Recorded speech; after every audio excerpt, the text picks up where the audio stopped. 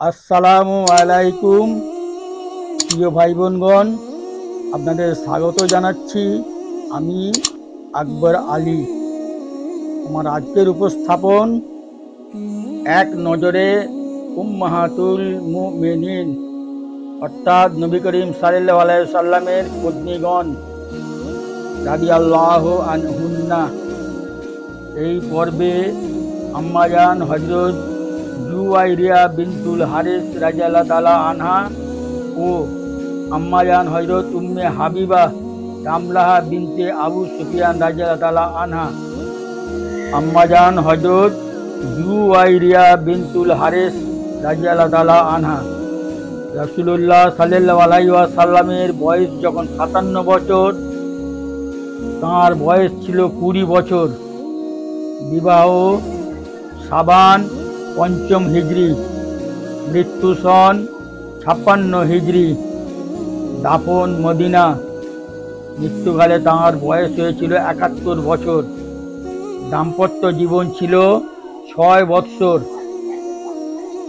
জ্ঞাতব্য, ইনি বনু মুস্তালিক নেতা হারেস বিন আবু জাররাবের কন্যা ছিলেন। 5ম হিজরিতে বনু মুস্তালিক যুদ্ধে বন্দী হয়ে রাসূলুল্লাহ সাল্লাল্লাহু আলাইহি ওয়াসাল্লামের সাথে বিবাহিত হন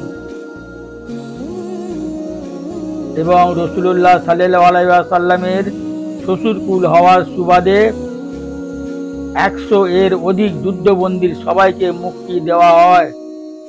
ফলে তারা সবাই মুসলমান হয়ে যায়।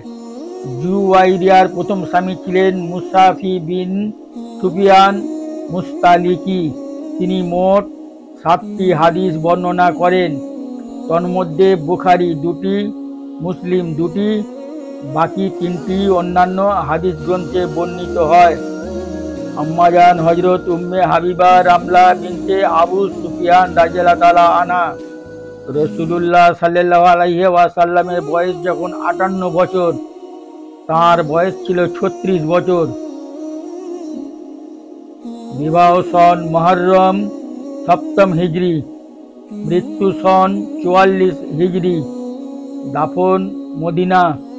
মৃত্যুকালে আম্মাজানের বয়স হয়েছিল 72 বছর। তাঁদের দাম্পত্য জীবন 4 বছর। জ্ঞাতব্য, কুরাইশ নেতা আবু সুফিয়ানের কন্যা ছিলেন।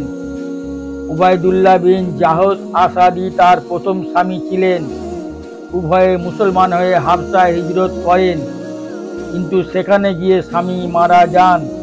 তিনি একটি কন্যা ও সন্তান নিয়ে বিধবা হন।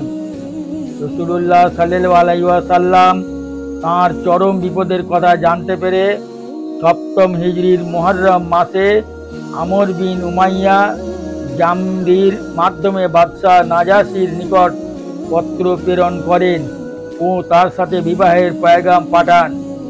নাজাশি স্বয়ং তার বিবাহের খুতবা পাঠ করেন। তিনি রাসূলুল্লাহ সাল্লাল্লাহু আলাইহি ওয়াসাল্লামের পক্ষে 400 দিনার মোহরানা পরিশোধ করেন ও সবাইকে দাওয়াত খাওয়ান। পরে তাঁকে রাসূলুল্লাহ সাল্লাল্লাহু আলাইহি ওয়াসাল্লামের প্রেরিত দূত বুরহাবিল বিন হাসানা রাদিয়াল্লাহু তাআলা আনহুর মাধ্যমে মদিনায় পাঠিয়ে দেন। তিনি 65টি হাদিস বর্ণনা করেন। তন্মধ্যে মুত্তাফাক আলাইহি 2টি ও মুসলিম 1টি, বাকি 62টি অন্যান্য হাদিস গ্রন্থে বর্ণিত আছে। আজ এই পর্যন্তই।